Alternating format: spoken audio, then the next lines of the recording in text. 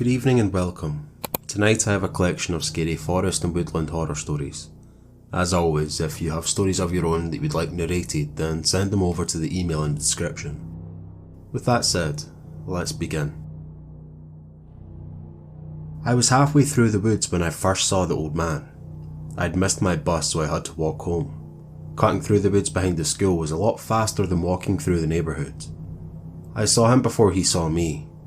When he turned around and noticed me looking at him, he looked surprised, like I'd caught him doing something he wasn't supposed to be doing. Not wanting to intrude in his business, I turned my head away and kept walking. I saw him again the next time I was walking through the woods. He was dressed differently and loitering around a different area. This time when he saw me, he gave a quick wave of his hand before going back to whatever it was that he was doing. I returned the greeting and kept on walking.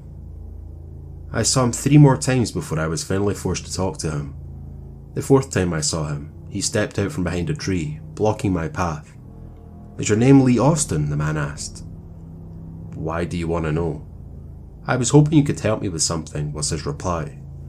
"With what?" "It's better if I show you." He started to walk off into the woods, but stopped when he realised I wasn't following him.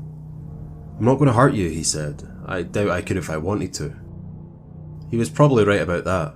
I was about 6 inches taller, 100 pounds heavier, and over 40 years younger than him, if I had to guess. "It won't take long," he said. "It's just over by that log over there," he pointed. I followed the man over to the log, keeping my distance in case he tried anything funny.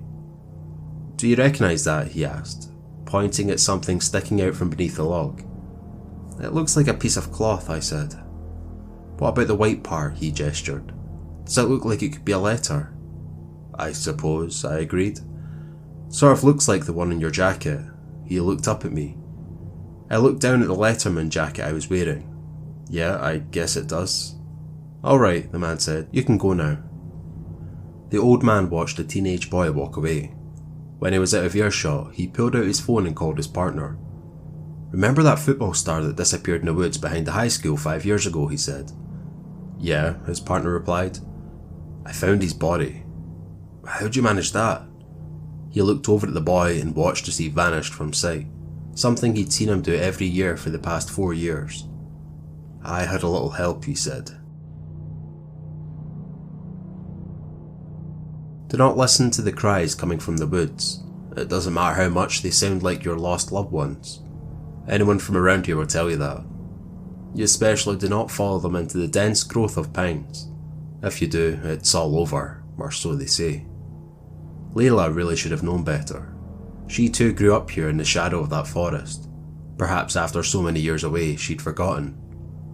I hadn't realised she'd been walking to the boundary each night, speaking to them in hushed tones, until 2 nights before we were supposed to leave. When she left while I was still awake, I had to follow her.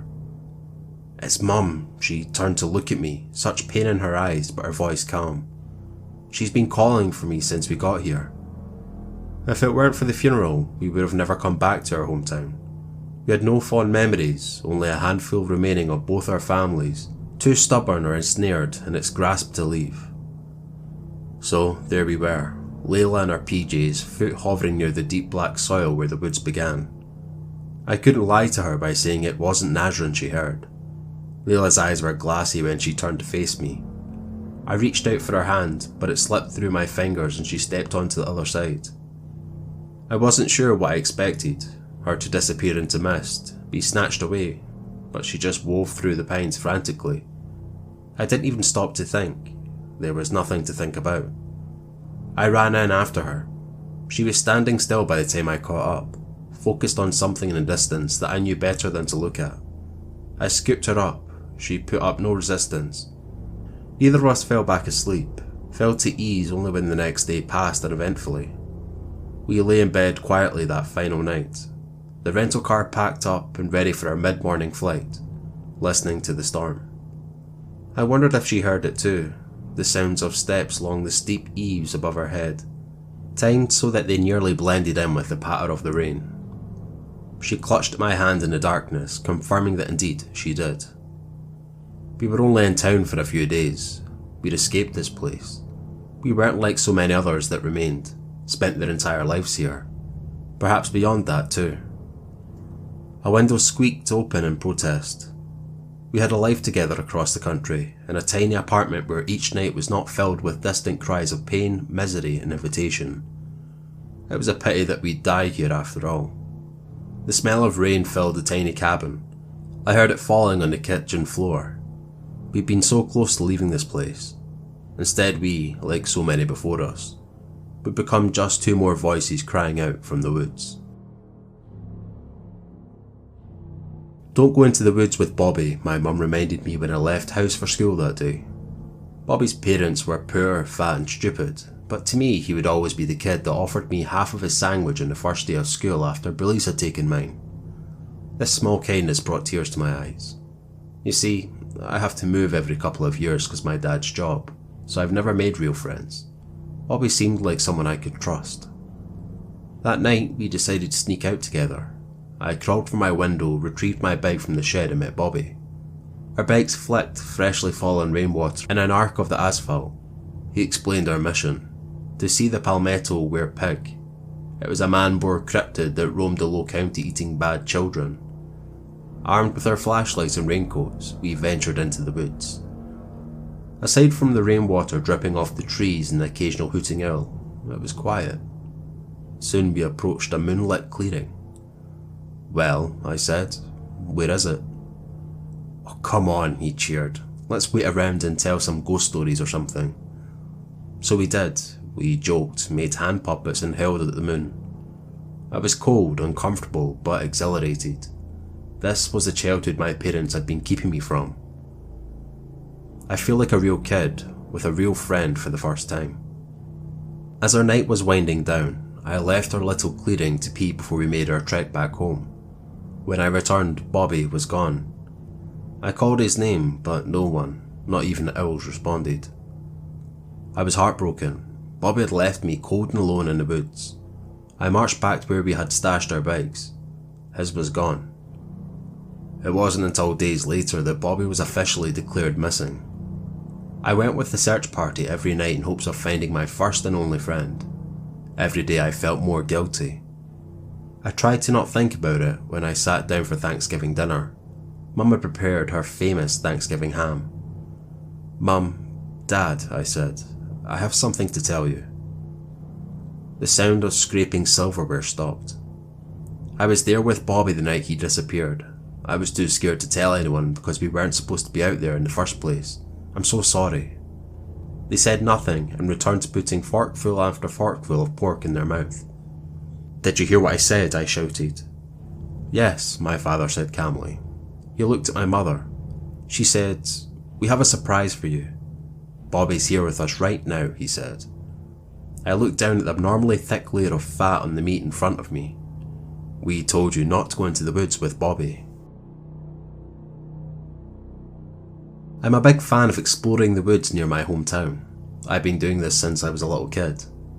My dad and I used to go on long trips in the woods, and we would sometimes even stay the night. When I got older, I started going on exploration trips deeper into the woods. I've just turned 25 and wanted to celebrate with a long hike into the woods. It's a very sunny summer, so I packed my bags and ran out of the house like a little kid. I planned on staying in the woods until 10 PM and then walk to my car and spend the night there. It was beautiful. The sun was shining and the birds were singing. I spent most of my hike admiring the scenery, and I was so absorbed by everything that I lost track of the time, and soon it was night time. When I checked my watch, it was 10:30 PM. I started walking towards my car when I saw it. It was a small building with a big sign that read motel. I was skeptical at first, but when I thought about it more, I decided that it was better to sleep in a motel than in my car. It was 2 stars, so it wasn't very expensive. I am now in my room, totally freaked out after reading this note that was lying on the nightstand. "Welcome to the Firefly Motel. The rules that are listed below are very important for your safety. Please take them seriously and read them carefully. Rule number 1. Should you hear a male voice underneath your bed, please leave the room immediately and notify reception. Rule 2. Should you hear a female voice underneath your bed, get up from the bed and enter the bathroom. Do not leave the bathroom until you hear the door from your room close. Rule number 3. At 2:30 AM, you will hear a child outside of your door. This is very important. If the child is crying for their mama, tell them that she is in room 323. The child will go away and you can go and get some sleep again. If the child is crying for their papa, turn off the lights, get underneath the bed sheets and don't even think about looking at the pillow beside you. Rule number 4. There will be a knock on the door at exactly 4 AM. Whatever you hear, don't open the door. Rule number 5. At 4:30 AM, you will hear the door open. Pretend that you're sleeping, and I can't overstate this enough. If you feel breathing on your face, do not open your eyes. We hope you'll have a pleasant stay at the Firefly Motel. If you have any advice on what I should do, please respond. Thanks for stopping by and listening. On screen are a couple of videos I think you might enjoy. And also don't be afraid to click that subscribe icon in the middle of the screen. Thank you.